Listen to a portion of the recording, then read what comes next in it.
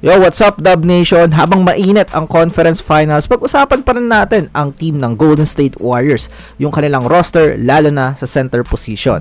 Kasalukuyan tayong nakatitig sa 11th pick overall ngayong 2026 NBA Draft at may isang pangalan na biglang nagpapakitang gilas at mabilis na umaakyat yung kanyang pangalan sa draft stock. Walang iba kundi ang 7'3" sensation galing Michigan na si Aday Mara. Bagamat kilala siya ng marami noong una bilang pambato ng UCLA bago lumipat ng Michigan, ngayon ay unti-unti na siyang nagiging sneaky draft target na swak sa sistema ng Bay Area. And take note yung 7'3" niya, barefoot. Ibig sabihin, pag may sapatos, nasa 7'5". Bakit nga ba natin pinag-uusapan ng isang center ngayon? Let's look at the reality, guys. Ang frontcourt ng Warriors ay puno ng kawalan ng katiyakan ngayong offseason. Si Kristaps Porzingis ay papasok na sa free agency. Si Al Horford naman ay may player option na hindi pa natin alam kung kukunin. At si Quinton Post naman ay isang restricted free agent. Sobrang laking sakit sa ulo. Kung sakaling mag-alisan silang lahat, may iwang bakante ang shaded area ng San Francisco. Kaya naman, hindi na katakataka na seryosong tinitingnan ng GM ni si Mike Dunleavy at Coach Steve Kerr ang pagkuha sa isang IQ big man para solusyonan ang problemang ito. Para sa mga hindi pa pamilyar sa kanya, si Aday Mara ay nagtala ng solidong laro sa Michigan itong nakaraang season. Nag-average siya ng 12.1 points, 6.8 rebounds at 2.4 assists per game. Pero ang pinakamatindi dito is yung kanyang shooting. Gumagawa siya ng nakakamanghang 67% from the field. At huwag kayong kukurap dahil sa nagdaang NBA Combine, pinatunayan niya na hindi lang siya basta matangkad na kahoy sa loob ng court. He's a legitimate 7'3" giant without shoes na may standing reach na 9'9". Pang-dalawa yan sa pinakamataas sa buong kasaysayan ng NBA Combine. Dahil sa kanyang performance, dineklara siya bilang isa sa pinakamalaking panalo sa Combine. Hindi lang kasi tangkad yung ipinamalas niya. Nagpakita rin si Mara ng swabing shooting touch kung saan bumanat siya ng 48% mula sa 3-point range sa spot-up shooting drill. And isipin mo yun, isang 7'3" na dambuhala na kayang parusahan sa labas. Like, so, Wemby. Bagamat hindi pa ganun kataas ang kanyang offensive ceiling sa totoong laro, ang kanyang defensive potential at shot blocking prowess ay sapat na para maglaway ang maraming NBA scouts.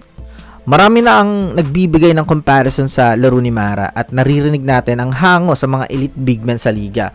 Ang kanyang passing IQ ay madalas inahahambing sa Hall of Famer na si Pau Gasol, habang ang kanyang toughness, playmaking at rim protection naman ay may mga vibes ng isang Isaiah Hartenstein. Hindi siya yung typical na center na maghihintay lang ng bola sa ilalim ng ring.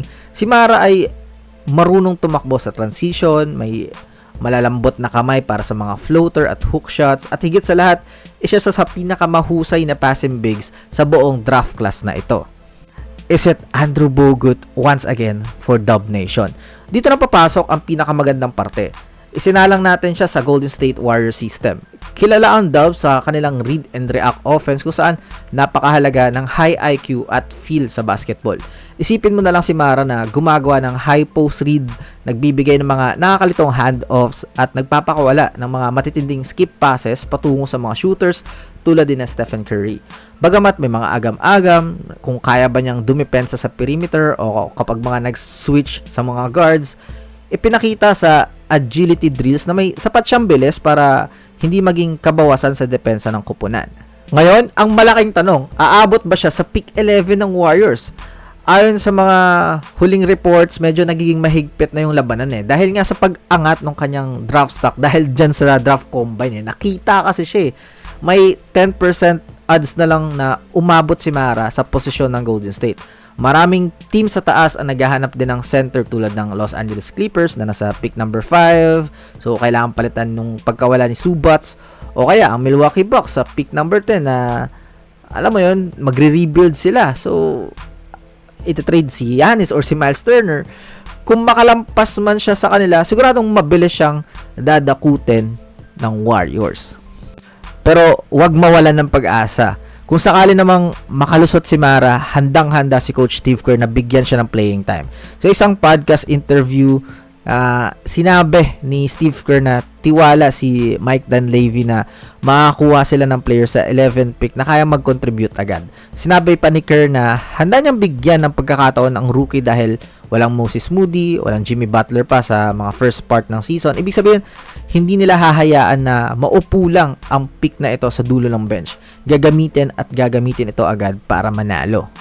Sa huli, kung mapupunta nga si Adeymar sa Golden State Warriors, ito ay isang napakatalinong hakbang para sa kinabukasan ng franchise. Isang high IQ, high field big man na maaari nilang dahan-dahang i-develop at gabayan sa ilalim ng mga pakpak ni Draymond Green habang nagbibigay ng agarang tulong sa opensa at depensa. Bagay na bagay si Mara sa sistema ng Dub Nation. Yun nga, sinasabi ko sa inyo, parang magkakaroon ng bagong Andrew Bogut. So, kayo ba? Ano sa palagay nyo, Dub Nation? Let me know all your thoughts sa comment section below. Huwag kalimutang mag-like, mag-share, at mag-subscribe. I will now step back. Bye-bye!